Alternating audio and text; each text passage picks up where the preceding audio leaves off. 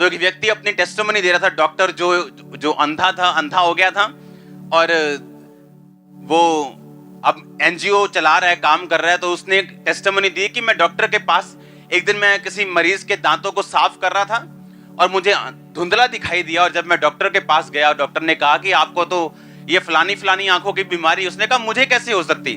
Doctor ने कहा आपके एंशिएंट, आपके किसी पिछोकड़ तो आपके किसी बूढ़े बुजुर्ग को रही होगी और वो जीन आप में रहता है, लेकिन कभी कभी वो जीन जिंदा हो जाता है और बीमारी जिंदा हो जाती। किसी को शुगर और डॉक्टर बोलते हैं आपको, आपके दादा को शुगर है क्या, आपके बाप को है क्या?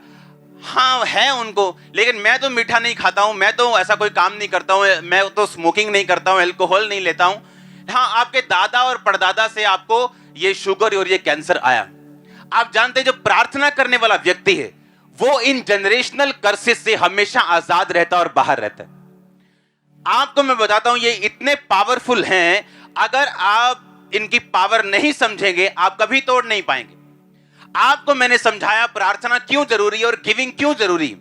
आत्माएं एक पर्सनैलिटी है जो आपके बाप दादा को जो तंग कर रही थी। आपने एक टेस्टिमनी सुनी होगी थोड़े दिन पहले कि मेरे घर में किसी को पैरालाइज हुआ और उसकी डेथ हो गई, फिर मेरे ससुर की डेथ हो गई, फिर मेरे जेठ की डेथ हो गई, फिर मेरे देवर की डेथ हो गई। अब वो सेम अटैक मुझे हुआ और जिस दिन मैं चर्च में आई परमेश्वर ने मुझे हील किया और आज मैं पैरालाइज से आजाद हूं और उसके बाद कभी अटैक नहीं हुआ।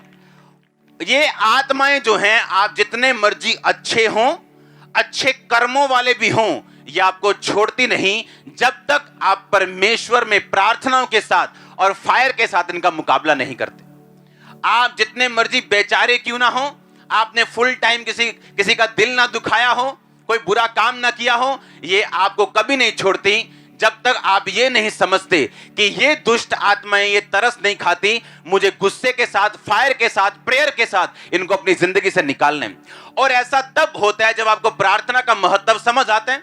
आपने प्रार्थना का वचन सुना, मुझे क्यों करनी चाहिए, कैसे करनी चाहिए, कितनी करनी चाहिए। अब जब एक व्यक्ति प्रार्थना करनी शुरू करते हैं, जो वंशों के श्राप उसका पीछा कर रहे हैं, जो बाप दादाओं की दुष्ट आत्माएं जो उनके साथ थी उनका पीछा करती, जब तेरा पीछा करती, आपको यह मालूम होता है कि जब आप प्रेयर में उनको डांटते हैं, आप प्रेयर में जब फायर रिलीज करते हैं, आप जब प्रार्थना में बढ़ते हैं, आप उन दुष्ट आत्माओं के चक्कर से और वंशों के श्राप से आप आजाद होते हैं।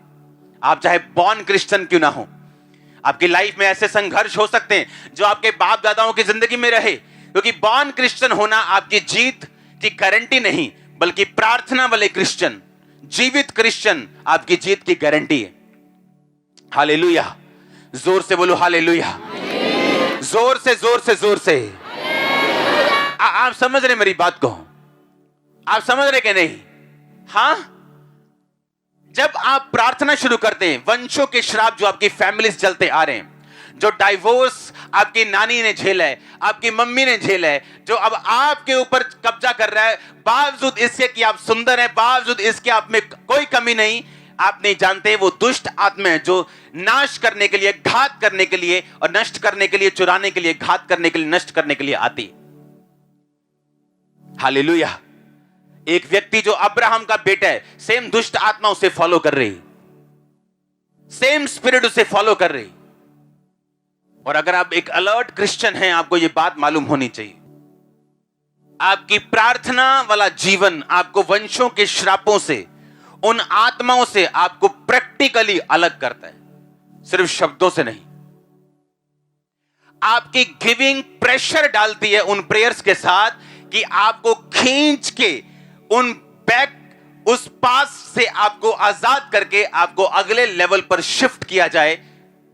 गिविंग ये करती है आपकी लाइफ में। प्रेयर्स आपको डिस्कनेक्ट करती और प्रार्थना और गिविंग और बोना आपको शिफ्ट करता है अगले लेवल पे। और शैतान की ये इच्छा होती आपको एक लेवल पे रखा जाए, उसका यह प्लान होता है आपको नेक्स्ट लेवल पे ना जाने दिया जाए, उसका ये प्लान है। लेकिन प्रेयर आपको शैतान से डिस्कनेक्ट करती और गिविंग और बोना आपको अगले लेवल के ऊपर शिफ्ट करता है, जहां से शैतान फिर आपको पकड़ नहीं पाता। अगर आप इन्हीं चीजों पे लगे रहें और बने रहे तो